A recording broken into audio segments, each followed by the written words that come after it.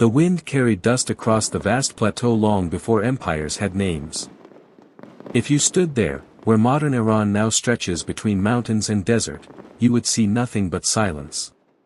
No cities. No kings. No armies marching beneath golden banners. But beneath that silence, history was waiting. It began not with a throne, but with tribes.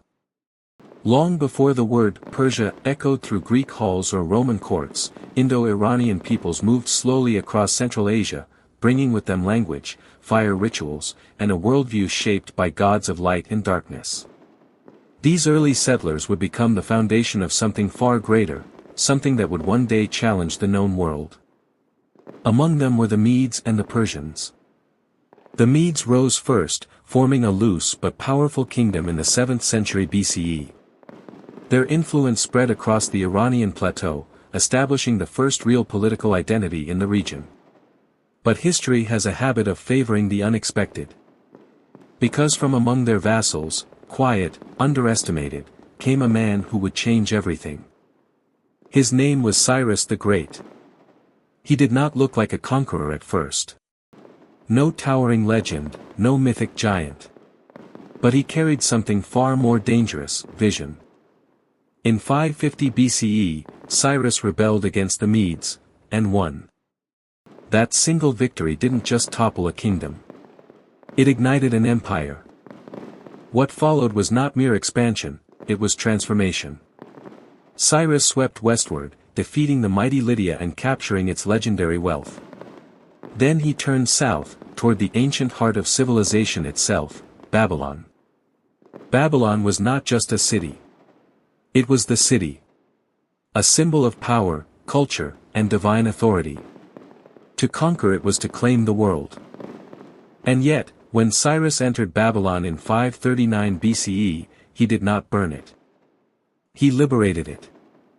He allowed exiled peoples, like the Jews, to return to their homelands. He respected local religions. He ruled not through fear, but through tolerance. This was revolutionary. In fact, some historians consider the Cyrus cylinder, an ancient artifact, as one of the earliest declarations of human rights. Under Cyrus, the Achaemenid Empire was born, and it wasn't just large. It was unprecedented. Stretching from the Indus Valley to the Mediterranean, it became the largest empire the world had ever seen. But building an empire is one thing. Holding it together is another. After Cyrus's death, his successors faced the impossible task of maintaining unity across cultures, languages, and continents.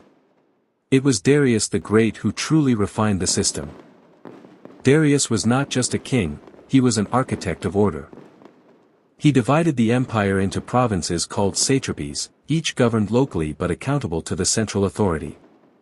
He built roads, most famously the Royal Road, allowing messages to travel faster than ever before.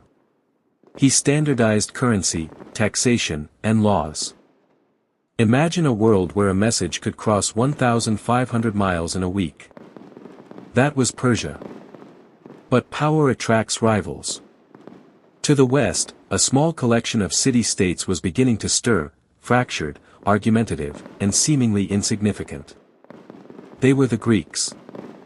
And they would not submit. The conflict between Persia and Greece wasn't just military, it was ideological. Empire versus independence. Central authority versus local freedom. When Darius demanded submission, Athens responded with defiance. The result was war.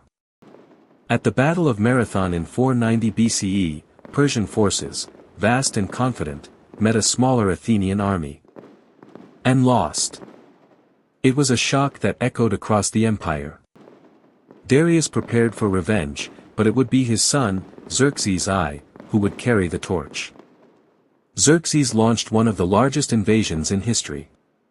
His army crossed the Hellespont on bridges of boats. His forces darkened the land.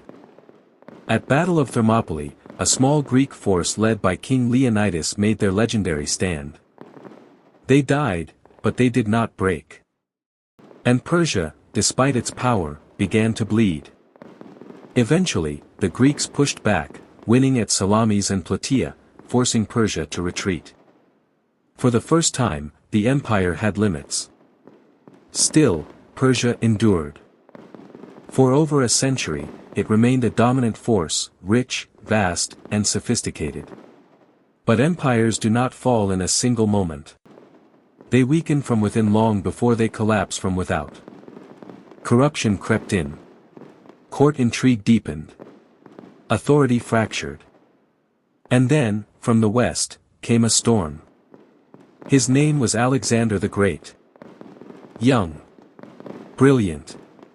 Relentless. In 334 BCE, Alexander invaded the Persian Empire, not as a raider, but as a conqueror.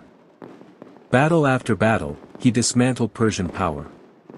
At Issus. At Gaugamela. Each victory shattered another piece of the empire's foundation.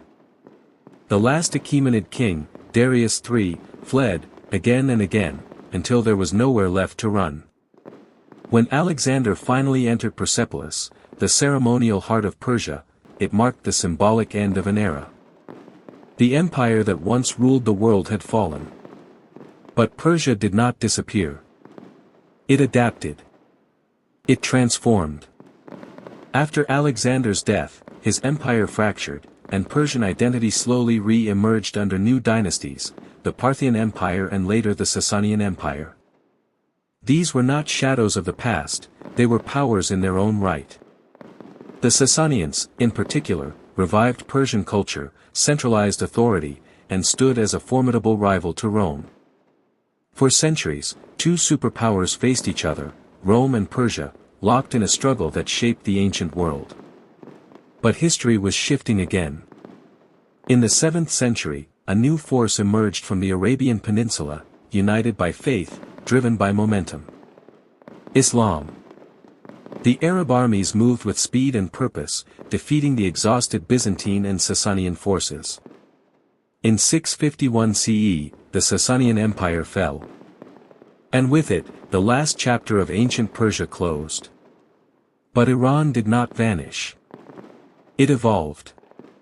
Persian language, culture, and identity survived, absorbing Islam while preserving a distinct heritage that continues to this day.